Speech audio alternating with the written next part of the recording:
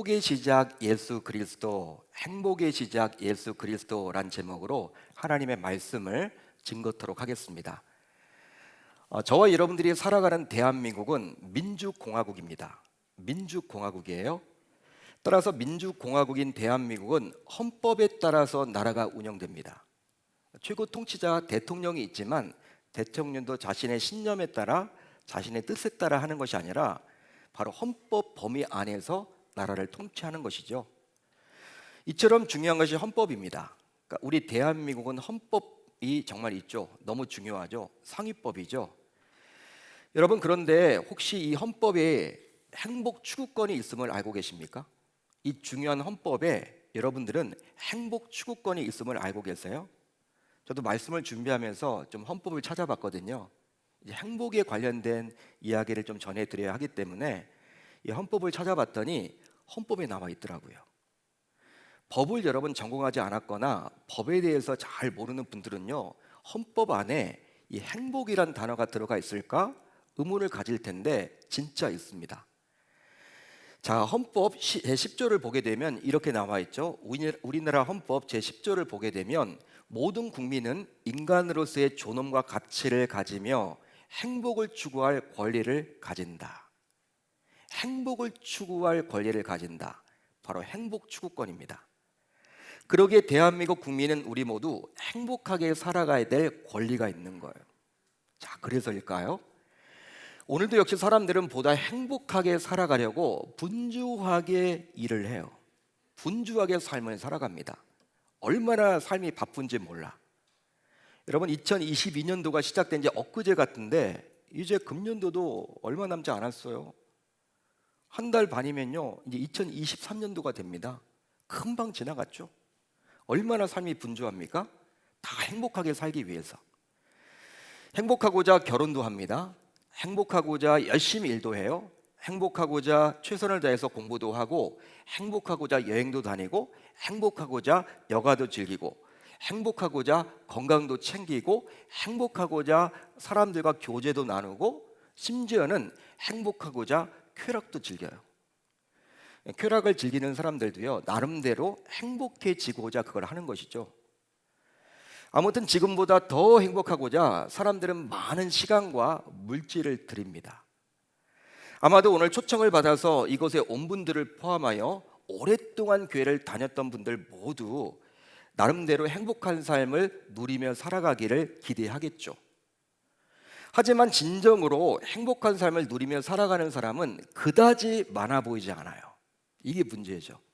다 우리들 모두 행복한 삶을 위해서 살아가는데 딱 삶을 펼쳐보면 행복하게 살아가는 사람들은 그다지 많지 않아 보입니다. 아니, 오히려 행복과는 거리가 먼 불행하고 힘겹게 삶을 살아가는 사람들이 얼마나 많은지 몰라요. 실제 그렇습니다. 자, 그렇다면 왜 그럴까요? 저와 여러분들은 행복을 위해서 살아가는데 왜 우리는 행복하지 못한 것일까요? 그렇게 살아갈 수 없는 것일까요? 바로 불행하게 살아갈 수밖에 없는 근본 이유를 제대로 알지 못하기에 잘못된 진단으로 그 문제를 해결하려고 하기 때문입니다. 이것은 마치 환자가 의사를 만났어요. 이제 아파서 병원에 갔는데 의사가 오진을 해버린 거예요. 오진을 하게 되면요, 그것보다 무서운 게 없습니다. 오진을 하게 되면 어떻게 됩니까? 이제 적절한 치료를 못 받죠. 그렇게 되면 이제 회복이 더디거나 심지어는 치명적인 상태에 놓이게 되죠. 이것과 마찬가지인 거예요. 따라서 우리는 행복한 삶을 추구하지만 왜 불행할 수밖에 없는지, 왜 불행한 삶을 살아갈 수밖에 없는지 그 근원적인 이유를 알아야만 합니다. 바로 그 근본 이유를 알 때, 그 근원적인 이유를 알 때 정확하게 진단하여 해결할 수 있기 때문이죠. 자, 그렇다면 그 근본 이유는 무엇입니까? 우리는 행복을 추구하는데 왜 우리는 행복하지 못하고 불행하게 살아갈 수밖에 없을까요? 그 이유는 과연 무엇입니까? 바로 하나님을 알지 못하기 때문입니다. 하나님을 알지 못하기 때문이에요. 실제로 많은 사람들은 하나님이 계시지 않는다라는 거짓에 속아서 삶을 살아갑니다. 세상 문화는요, 하나님 어디 있어? 하나님 눈에 안 보이잖아. 하나님이 계시다면 어떻게 이런 일이 일어나? 다 속는 거예요, 우리가. 하지만 지금도 역시 하나님은 분명히 살아 계십니다. 처음 3년 전에 코로나19에 대해서 접하게 되었을 때 여러분들은 어떤 마음을 가지셨습니까? 처음 코로나19를 접했을 때 어떤 마음을 가지셨어요? 저는요, 야, 4차 혁명 시대다. 이제 우주를 탐험하는 시대다. AI로 모든 것들을 다 할 수 있는 시대다. 웬만한 암도 초기에 발견되면 다 고칠 수 있는 시대다. 이렇게 생각을 했기 때문에 위대한 인간들이기 때문에 다국적 제약회사들이 코로나 바이러스를 물리칠 수 있는 백신 또한 치료제를 잘 개발해서 6개월 아니면 코로나19를 정복할 수 있다. 저는 그렇게 생각을 했었습니다. 당시에 많은 언론에서도 그렇게 나왔죠. 뭐 여름이 되면 이제 바이러스는 열에 약하기 때문에 이제 이 코로나 상황이 정복될 것이다. 안정을 맞이할 것이다. 그런데 어떻습니까? 웬걸. 지금 3년이 흐르고 있지만 여전히 코로나19는요, 우리들을 끊임없이 괴롭혀요. 각종 변이가 생겨서 우리를 끊임없이 괴롭힙니다. 요즘에는 전문가들도요, 이제 코로나19를 이제 없앨 수 없다. 토착화되어서 감기처럼 평생 달고 갈지도 모른다. 이렇게 말을 합니다. 따라서 코로나 팬데믹을 지나면서 우리 모두 인간의 한계를 여실히 느끼는 거예요. 인간의 한계. 아, 인간의 노력으로 안 되는 것이 있구나.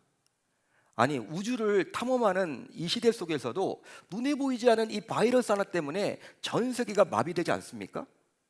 여러분, 어떻게 할 수가 없잖아요. 선진국에서 여러분 만들지도 못하고, 뭐 치료제가 여러분 제대로 나오는 것 같지도 않고, 자꾸 우리가 치료제를 만들면, 백신을 만들면 또 변이가 생기고 또 변이가 생기고, 와, 인간의 한계를 여실히 느낄 수밖에 없죠. 여러분, 실제로 우리 인간의 계획대로 인생이 풀려지던가요? 여러분들에게 묻고 싶네요. 내 마음대로 여러분 인생이 계획대로 갑니까? 저는 안 되던데요. 저는 잘 안 되더라고요. 제가 낳은 아들도 딸도 내가 컨트롤이 안 돼. 내 자녀도 여러분 내가 컨트롤이 안 되는 게 바로 우리의 삶 아닌가요? 아무리 우리가 계획을 하고 어떤 걸 준비한다고 하더라도 여러분 그런 준비와 계획대로 다 되는 것이 아니죠. 아마도 여기에 모인 분들이 내 마음대로 풀려지지 않는 것이 분명히 인생이라고 스스로 고백할 거예요. 그러기에 우리 연약한 인간은 창조주이며 생명의 주관자이신 하나님과 함께 살아야만 하는 것입니다. 그럴 때만이 우리 인간은 진정으로 행복할 수가 있어요. 하지만 너무나도 안타깝게도 우리 인간은 지은 죄로 인해서 하나님과의 관계가 끊어져 버렸다는 거예요. 너무나 안타까운 일이죠. 죄로 인해서. 성경은 다음과 같이 이야기를 합니다. 자, 이사야 59장 2절을 볼까요? 오직 너의 죄악이 너희와 너희 하나님 사이를 갈라놓았고, 죄로 인해서 하나님과 우리 인간 사이에 틈이 생기게 되었다는 거예요. 따라서 이 시간 우리 모두 스스로 자기 자신을 정직하게 들여다보았으면 좋겠습니다. 여러분들의 가슴에 한번 손을 얹고 한번 여러분들의 마음을 한번 들여다보았으면 좋겠어요. 남이 들여다볼 수는 없잖아. 내 자신을 들여다보는 거예요. 자, 그러면 누구든지 자신 안에 죄가 있다라는 것을 발견할 것입니다. 죄가 있다. 나는 죄인이다. 이걸 느낄 겁니다. 제가 말하는 죄는요, 성경에서 말하는 죄인데 하나님은 어떻게 이야기를 하냐면 세상이 말하는 죄와는 차원이 달라요. 세상에서 죄라고 하면요, 어떤 게 죄입니까? 남에게 피해를 끼치는 거, 남에게 손해를 끼치는 게 바로 죄죠. 세상 사람들이 말하는 게 그런 죄예요. 남에게 모욕감을 느끼게 했다? 그 죄입니다. 남에게 폭력을 휘둘러서 남이 다쳤다? 그 죄죠. 세상에서는 자꾸 그런 것들을 죄라고 이야기합니다. 물론 죄 맞습니다. 하나님도 그것을 죄라고 이야기하지만 그것만이 아니라 어느 누군가를 마음속으로 시기 질투하고 또 미워하며 또 음란하게 생각하는 것까지도 포함하는 거예요. 따라서 하나님께서 말하시는 죄는요, 세상이 말하는 죄보다도 더 광범위하다고 볼 수 있는 거예요. 더 포괄적입니다. 그러니까 하나님 앞에서는요, 우리 모두 죄인일 수밖에 없어요. 여러분, 우리가 내색은 안 했지만 어떨 때는 싫어할 때가 있잖아요. 그것도 여러분 어떤 의미에서는 죄입니다. 분노가 일어날 때가 있죠. 운전하다가 보면 확 여러분 이상한 사람들이 중간에 딱 끼어들면 내 입에서 여러분 욕이 나갈 때도 있죠. 여러분, 이것도 어떤 의미에서는 하나님 앞에서 죄죠. 하나님께서도 원하지 않는 것이기 때문에. 여러분, 우리의 마음과 생각으로 짓는 것들이 얼마나 많습니까? 시기하고 질투하고 그런 것들을 여러분 모두 다 죄라고 하기 때문에 저와 여러분들 모두 하나님의 관점으로 보게 되면 모두 죄인인 거예요. 따라서 성경이 말하는 죄는 세상에서 인정하는 죄보다도 더 광범위합니다. 결국 이 죄는 하나님과의 친밀한 관계를 끊어버렸는데 바로 하나님은 거룩하신 분이기 때문이죠. 어떤 예를 들면 좋냐면요, 혹시 여러분들 한밤중에 어디를 걸어가 본 적이 있으세요? 한밤중에, 예? 불빛 하나도 없는 한밤중에. 예전에 제가 이렇게 한밤중에 산행을 한 적이 있어요. 산행. 와, 정말 어두워요. 산행을 하니까 이 밤에 한밤중에. 그런데요, 산에 올라가다가 동쪽에서 해가 떠요. 해가 비치니까 그렇게 어두웠던 그 어둠이 물러가고 밝아지는 거 있죠. 밝아집니다. 마찬가지로 하나님은 거룩하신 분이고 깨끗하신 분이에요. 또한 죄가 없으신 분이죠. 그런 분이다 보니까 우리가 죄를 짓게 되면 하나님과 관계가 훼손되어서 틈이 생길 수밖에 없다라는 것입니다. 자, 그렇다면 우리 인간은 왜 자꾸 죄를 짓게 되는 것일까요? 죄를 짓는 이유가 무엇입니까? 실제로 죄 짓는 것을 즐기는 사람이 어디 있어요? 여러분, 죄 짓는 것을 나는 즐긴다. 그건 사람이 아니겠지, 악마겠지, 악마.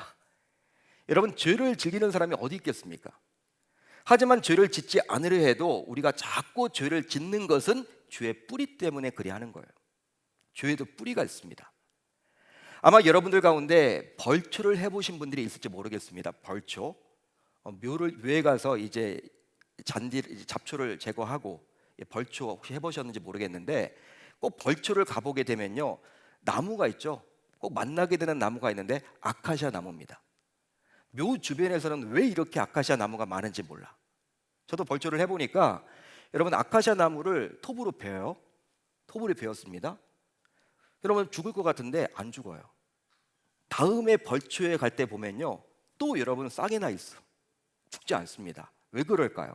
이 아카시아 나무는요, 뿌리가 깊이 박혀 있습니다. 뿌리가 깊어요. 다른 나무에 비해서 잘 죽지 않습니다. 생명력이 질겨요. 마찬가지로 죄 역시 이 아카시아 나무처럼 뿌리가 아주 깊어요. 뿌리가 깊다라는 거예요. 자, 그렇다면 죄의 뿌리란 뭘까요? 여러분, 죄의 뿌리는 뭡니까? 바로 하나님을 삶의 주인으로 모시지 않고 자기 자신이 삶의 주인이 되고 싶어 하는 거예요. 한마디로 누군가의 통제를 받고 싶지 않은 거예요. 내 스스로 내 마음대로 내 인생 내가 즐기겠다라는 거예요. 신이신 하나님의 통제조차도 거부하는 거예요. 한마디로 하나님을 떠나 자기 마음대로 살고자 하기에 죄를 짓게 되는 것입니다. 결국 이런 죄가 열매를 맺어서 우리 인간은 살인을 하고 음행을 하고 거짓말을 하고 도둑질을 하고 시기, 질투, 분노, 교만의 죄를 스스럼 없이 짓곤 하는 것이죠. 자, 그러면 왜 우리의 의지와 결단과 다짐으로 이 죄를 통제하지 못하는 것일까요? 우리가 학교 다닐 때 윤리 시간이 다 있었고 도덕 시간이 다 있었습니다. 나름대로 다 배웠죠. 남에게 배려를 하며 삶을 살아가야 한다. 그 기본 중에 여러분 당연한 거죠. 가정에서도 여러분 그렇게 교육을 받았죠. 학교에서도 교육을 받았죠. 남에게 폐를 끼치면 안 된다. 남에게 해를 끼치면 안 된다. 남에게 손해보는 일을 해서는 안 된다. 우리가 도덕적 윤리적으로 다 여러분 공부를 했습니다. 배웠습니다. 근데 우리의 의지와 결단만으로 여러분 왜 자꾸 이렇게 죄를 짓게 되는 것일까?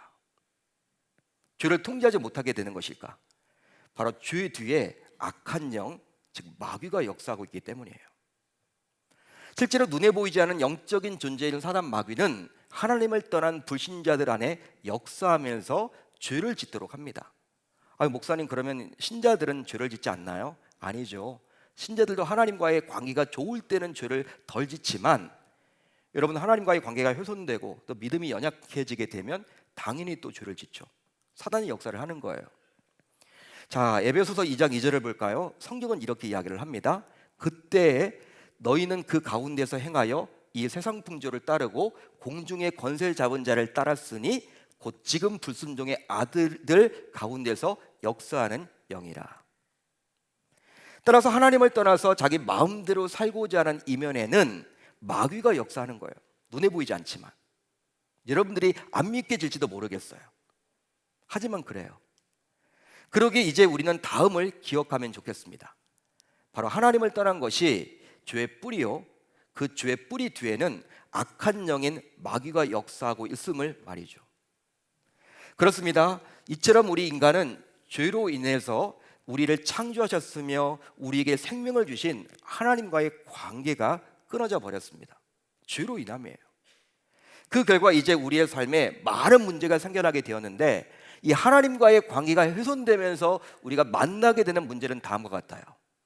우선 죄의 결과로 죽음을 만나게 되었습니다. 죽음을 만나게 되었어요. 저와 여러분들 모두 죽게 되었죠. 자, 로마서 6장 23절을 볼까요? 성경은 이렇게 말을 합니다. 죄의 삭은 사망이에요. 그렇습니다. 바울에 따르면 죄의 삭, 즉 죄의 대가는 죽음뿐이에요. 죽음입니다. 본래 우리 인간에게 생명을 주신 하나님께서는 우리 인간에게 죽음을 주지 않았습니다. 사망을 주지 않았습니다. 생명을 주신 분이 죽음을 주실 리가 없죠. 하지만 첫사람 아담이 하나님께 불순종, 즉 죄를 지음으로 말미암아 아담의 후손인 우리 인간은 죽음을 맞이할 수밖에 없게 되는 처지에 놓이게 된 거예요. 여러분, 제가 말씀드리는 이 죽음, 아마 여러분들은 대부분 죽음하면요, 이 육적인 죽음만을 떠올릴 거예요. 호흡이 여러분 멈추는 이 육적인 죽음, 대부분 그렇게 이해를 하죠. 그렇지만 성경은 그것만을 말하지 않습니다. 바로 죽음에는 육의 죽음뿐만 아니라 죄의 대가로 주어지는 영원한 죽음 또한 있다라는 거예요. 성경은요, 두 번 죽음을 이야기합니다. 첫 번째 죽음은 육의 죽음이야. 누구나 맞이하는 죽음입니다.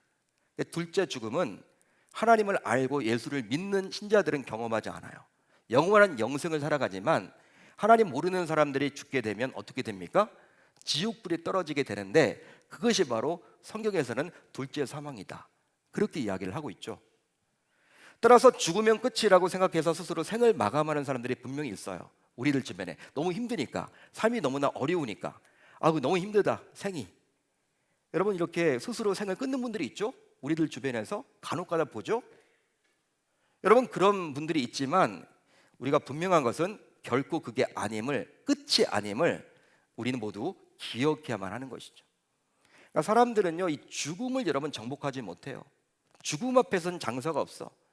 딱 죽음이 몰려온다, 밀려온다 그러면요, 다 불안에 떱니다. 여러분, 노후에 대해서 다 걱정을 하죠. 내가 뭘 먹고 살아야 되느냐. 우리 젊은 층들 같은 경우에는요, 이 노후에 대한 걱정을 해요. 30대, 40대만 되더라도 뭐 공무원들은 연금이라도 나오지만 우리들은 다 뭘 먹고 사느냐. 다 여러분 죽음에 대한 걱정을 하는 거야. 죽으면 어떡할까? 굶어 죽으면 어떡할까? 다 그겁니다, 여러분. 여러분, 왜 암에 걸리면 사람들이 두려워할까요? 죽을까 봐. 사고가 나면 죽을까 봐. 다 죽음에서 자유로울 수가 없어요. 다음으로 죄의 결과로 복된 삶을 살지 못하고 각종 불행을 만나게 되었습니다. 자, 야고보서 1장 17절을 볼까요? 이렇게 성경은 나와 있죠. 온갖 좋은 은사와 온전한 선물이 다 위로부터 빛들의 하나님 아버지께로부터 내려오나니. 하나님은 우리를 창조하셨으며 우리에게 생명을 주신 좋은 분이세요. 하나님은 정말 좋으신 분이십니다. 따라서 야고보 기자의 권면처럼 하나님께서는 우리가 정말 이 세상에서 잘 되기를 기대하며 복을 부어주시는 분이에요. 이 하나님의 복은 정말 말로 표현하기 어려울 정도로 너무나도 가치 있고 귀하고 좋습니다. 하지만 죄로 인해서 하나님과의 관계가 끊어지게 되므로 결과적으로 우리는 이 좋은 복을 더 이상 받아 누리지 못하게 되는 것이죠. 하나님은요, 정말 주고자 하는데 죄를 지었기 때문에 하나님의 복을 받아 누리지 못하는 거예요. 실제로 사람들이 끊임없이 행복을 추구하면서도 삶 속에서 가정 문제, 또 질병 문제, 자녀 문제, 재정 문제, 관계 문제 등으로 불행하고 여러 고통을 겪으며 살아갈 수밖에 없는 것은 바로 이런 연유 때문이죠. 행복을 우리가 추구하지만 불행하게 살아갈 수 없는 게 바로 이 죄로 인함이에요. 마지막으로 죄의 결과로 참된 만족과 평안을 만나지 못하게 되었습니다. 자, 전도서 5장 10절을 볼까요? 성경은 이렇게 기록을 해주고 있죠. 은을 사랑하는 자는 은으로 만족하지 못하고 풍요를 사랑하는 자는 소득으로 만족하지 아니하나니 이것도 헛되도다. 이 구절을 보면 지혜자인 솔로몬은 아무리 은을 사랑하고 풍요를 사랑해도 결단코 만족할 수 없다라고 분명히 말을 해주고 있죠. 솔로몬은요, 모든 것을 다 가져봤어요. 지금의 여러분 재벌들보다도요, 게임이 안 돼. 당시 여러분 이 솔로몬은요, 제국의 황제였습니다. 못할 것이 없는 사람이었어. 많은 부도 소유했고 많은 권력도 가져봤고 그렇게 죽을 때까지 누려봤던 사람이 바로 이 솔로몬이었습니다. 그런 그가 야 내가 은을 가져봤더니 만족이 없더라. 내가 풍족을 그렇게 추구해봤지만 만족이 없더라. 사람은 누구나 만족하지 못하죠. 여러분들 가운데 혹시 만족이 있는 인생이 있습니까? 여러분 나에게는 지금 문제가 생겼어요. 이 자녀의 문제가 있다고 칩시다. 그 자녀의 문제만 해결되면 그냥 만족할 것 같죠? 또 다른 문제가 생겨요. 또 다른 문제가 생깁니다. 물질에 쪼들려 사는 사람들은요, 여러분 이것만 해결되면 좋겠다 하지만 만족이 없어요. 제가 아는 분은요, 본래 단칸방에 살았어요. 단칸방에 사니까 여러분 항상 부러웠던 게 방 2개짜리로 가는 거예요. 방 2개짜리로. 놀랍게도 방 2개짜리로 가게 된 거예요. 처음에는 얼마나 기쁜지, 처음에는 얼마나 행복한지. 동창회를 딱 다녀오는 순간 그 행복은 끝이 됐어. 왜 그러느냐? 동창들이 보니까 방 3개짜리야 다. 만나는 동창들이. 그러니까 자기가 여러분 초라해 보인다는 거예요. 초라해 보이는 거예요. 여러분 우리나라에서 가장 부자가 누구인지는 모르겠지만 그 사람이 과연 행복할까요? 만족할까요? 만족하지 못할걸요? 아마 여러분들 우리나라 최고 부자가 되더라도요 만족이 없을 거예요. 왜? 내가 아시아의 부자가 되어야 하는데. 항상 그게 목표일 거예요. 여러분 아시아의 부자가 됐다고 칩시다. 만족이 있을까요? 세계 제일의 부자가 되어야 할 텐데. 세계 제일의 부자가 됐다고 칩시다. 만족이 있을까요? 항상 불안한 거예요. 빼앗길까 봐. 1등 했던 사람들은요 2등으로 내려가면요 거의 죽음이잖아요. 우리 공부하는 아이들도요 전교 1등을 놓치지 않은 아이들은요 스트레스가 많아요. 스트레스가 많대요. 공부를 안 하는 친구들은, 공부를 좀 이렇게 잘 못하는 친구들은 스트레스가 별로 없지만 전교 1등만 여러분 도맡아 하는 아이들은요 스트레스가 있어요. 왜? 2등이 치고 올라갈까 봐. 빼앗기면 안 되니까. 여러분 이게 만족이 없는 거예요. 사람은 여러분 만족이 없습니다. 그게 바로 저와 여러분들의 인생 아닌가요? 바로 하나님 없이 스스로 모든 것을 책임져야 한다라는 두려움과 염려와 걱정이 끊이지 않기 때문입니다. 그러기에 우리네 삶에서 아무리 노력해도 만족할 수가 없고 불안에 떨며 살아가는 것이 바로 이런 연유 때문이에요. 여러분 우리가 만족이 없다 보니까 평안도 없잖아요. 평안.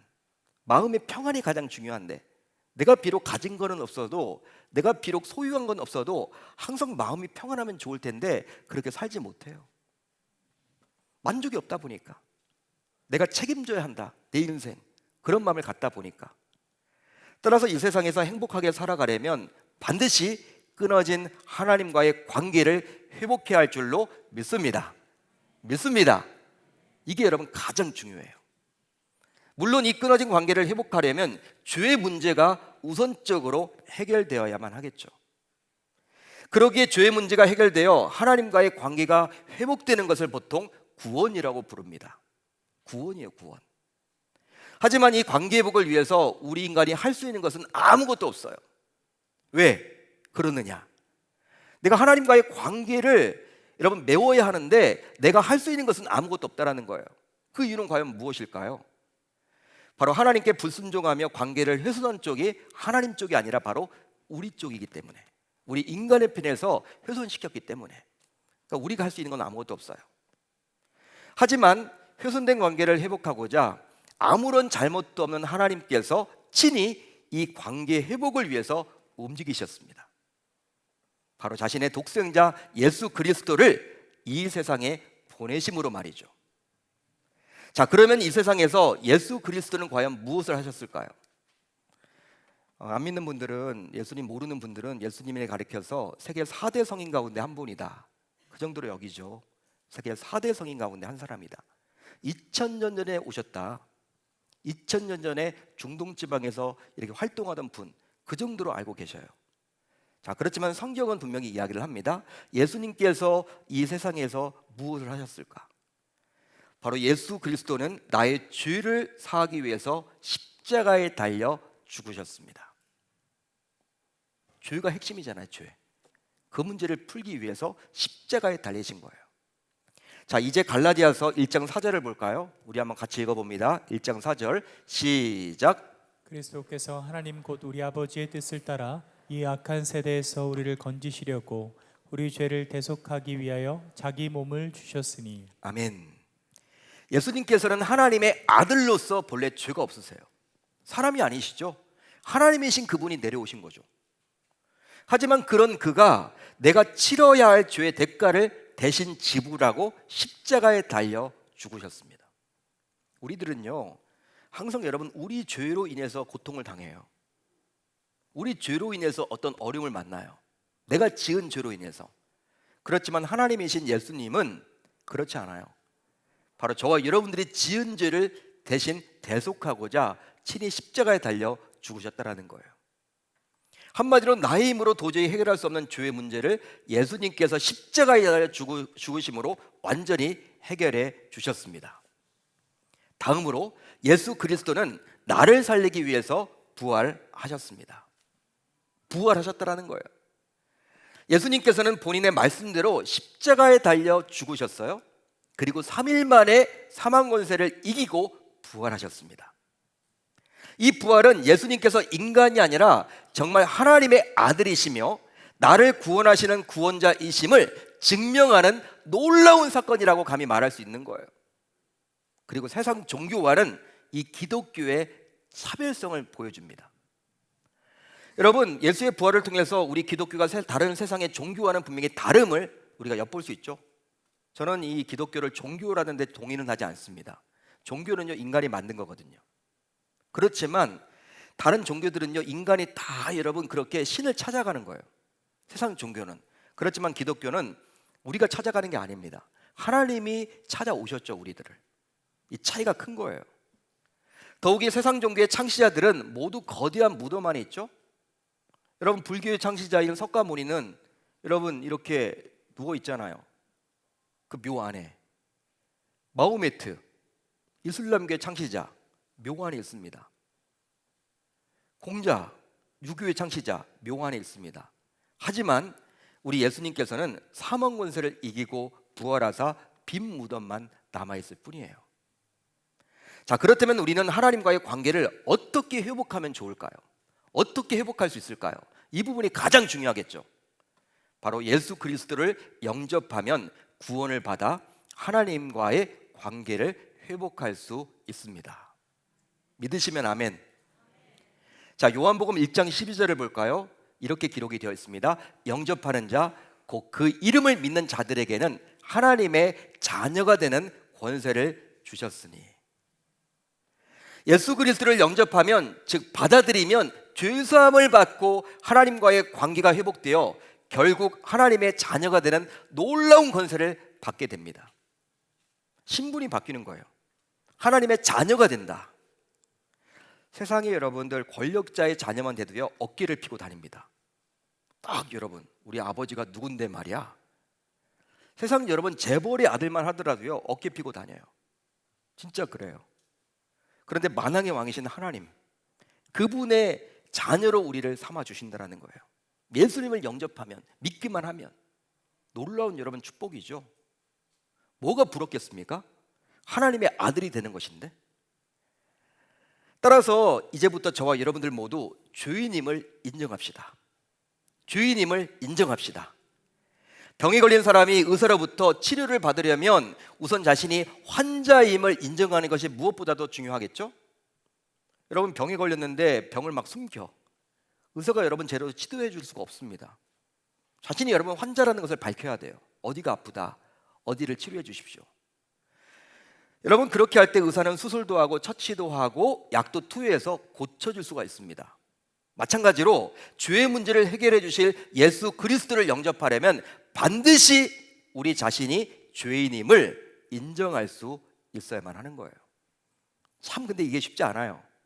나가서 제가 전도를 해보면 특별히 50대 남성분들, 50대 이상의 남성분들은요, 당신은 죄인입니다 라고 하면요, 아우 내가 무슨 죄인이냐고, 난 법 없이도 산다고. 나같이 윤리적인 사람만 있으면 이 대한민국이 더 밝아질 거라고. 내가 뭔 죄냐고. 나 경찰서 한번 가본 적이 없다고. 나 딱지 한번 떼본 적이 없다고. 운전할 때 다 그런 식이에요. 그렇지만 제가 말씀드렸죠, 우리가 여러분 경찰서를 가고 안 가고 그거 문제가 아니라 하나님께서 보시기에 우리들을 다 주인으로 보신다라는 거예요. 우리가 마음속으로, 우리가 생각으로 다 짓는 것들이 죄 아닙니까? 하나님 여러분 그걸 인정하라는 거예요. 우리 보고 우리가 그것을 인정할 때 예수님을 영접할 수 있기 때문입니다. 그러니까 여러분 우리가 다 죄인임을 인정할 수 있어야 하는 것이죠. 다음으로 우리 모두 예수님을 믿으십시다. 예수님을 믿으십시다. 자, 요한복음 3장 16절입니다. 중요한 구절이기 때문에 한번 같이 차근차근 읽어봅니다. 시작. 하나님이 세상을 이처럼 사랑하사 독생자를 주셨으니 이는 그를 믿는 자마다 멸망하지 않고 영생을 얻게 하려 하심이라. 하나님이 세상은 바로 사람들이에요. 하나님이 사람을 이처럼 사랑하사 독생자를 주셨으니 이는 그를 믿는 자마다 멸망하지 않고 영생을 얻게 하려 하심이라. 할렐루야. 영원한 생명. 육은 죽지만 육 다음에 있는 영원한 세계, 영원한 천국에서 하나님과 함께 동행하며 살아갈 수 있게 되는 것입니다. 그리고 이 땅에서도 이제 영접하게 되는 순간 어떻게 돼요? 예수의 영인 성령 하나님께서 내 마음속에 딱 들어와서 좌정해 있어요. 좌정하십니다. 내 마음속에 예수님이 들어오세요. 그분과 함께 동행하면서 삶을 살아가는 것입니다. 그러니까 예수 믿는다고 해서 고난이 사라지는 건 아니야. 위기를 만납니다. 어려움도 닥칩니다. 그렇지만 그 위기와 고난과 어려움, 예수 믿기 전에는 내가 해결하려고 하니까 항상 불행했죠. 해결책이 안 나오죠. 사람을 통해서 해결하려고 하고 경험을 통해서 해결하려고 하니까 한계가 있었죠. 그렇지만 이제 예수를 영접하게 되면 내 마음속에 있는 그 성령 하나님이 도와주세요. 그리고 해결해 주십니다. 그리고 함께 해 주십니다. 따라서 어떤 형편에 놓이더라도 우리는 행복하게 살아갈 수 있게 되는 것입니다. 그 결과 이제 이 예수로 인해서 어떤 형편과 상황 속에서도 우리는 하나님의 자녀로서 신분이 바뀌어서 살아가기에 더 이상 염려, 걱정, 근심, 두려움, 불행한 삶이 아니라 진정 행복한 삶을 누리게 될 줄 믿습니다. 따라서 행복의 시작 예수 그리스도, 이것은 단순한 문구와 외침이 아니에요. 구호가 아닙니다. 바로 변치 않은 영원한 진림을 기억하며 이제 저와 여러분들 모두 평생 붙들고 살아갈 줄로 믿습니다. 여러분, 어떤 위기를 만났을 때 우리는 사람에게 의존할 때가 많이 있죠. 그렇지만 사람 믿지 마세요. 사람은요, 우리가 사랑할 대상이지 믿을 존재는 아닙니다. 사람을 믿었다가 배신당한 적도 다 있잖아요. 그렇게 내가 믿었던 친구인데, 여러분 사람은 사랑할 존재야. 믿을 여러분 존재는 아닙니다. 오직 믿을 존재는 유일신 여호와 하나님이십니다. 그 하나님은 변치 않으세요. 변함이 없으세요. 사람들은 여러분 일희일비하죠. 아침 다르고 저녁 다르죠. 돈을 빌릴 때 다르고 돈을 갚을 때 달라요. 그게 사람 아닙니까? 그렇지만 우리 하나님은 달라요. 변치 않아요. 변개치 않아요. 우리들을 끝까지 사랑하십니다. 우리들을 사랑하사 자신이 친히 이 땅에 내려오셔서 십자가를 지셨어. 왕을 포기하고 이 땅에 오셔서 십자가를 지신 분이 바로 예수 그리스도입니다. 그분을 만나셔야 합니다. 그분을 만날 때 진짜 행복을 우리는 누리면서 살아갈 수 있게 되는 거예요. 세상 따라가지 마세요. 한계가 있습니다. 여러분, 내가 그냥 내 인생 내가 알아서 살겠다? 여러분, 그런 인생 결과적으로 힘들잖아요. 살아보셨잖아요. 이제 저와 여러분들 모두 예수님 붙들고 나아감으로 예수 그리스도 행복의 시작임을 고백하겠다라고, 이제 붙들고 살아가겠다라고 다짐하고 결단할 수 있기를 바랍니다.